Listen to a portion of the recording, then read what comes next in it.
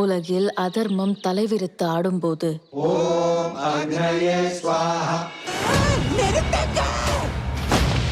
மகாவிஷ்ணு ஸ்வர்க்கத்திலிருந்து இறங்கி வந்து தர்மத்தை நிலைநாட்டுவார்.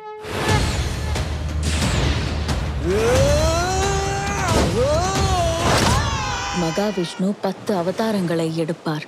ராமன் விஷ்ணுவின் 10 அவதாரங்களில் 7ஆம் அவதாரம் என்று நம்பப்படுகிறது.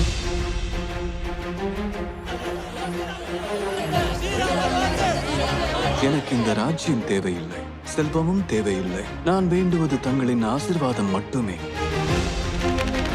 பிரபு, நானும் தங்களோடு வருகிறேன். ராமர் இருக்கும் இடம்தான் சீதைக்கு அயோத்தியாகும். தங்கள் துன்பத்தில் எனக்கும் பங்குண்டு.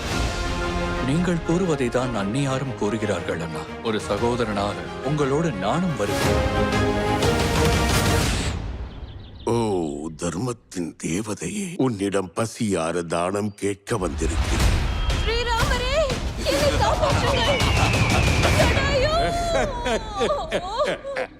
எங்கிருந்தாலும் சீதையை காப்பாற்றுவேன் என சபதம் எடுத்துள்ளேன்.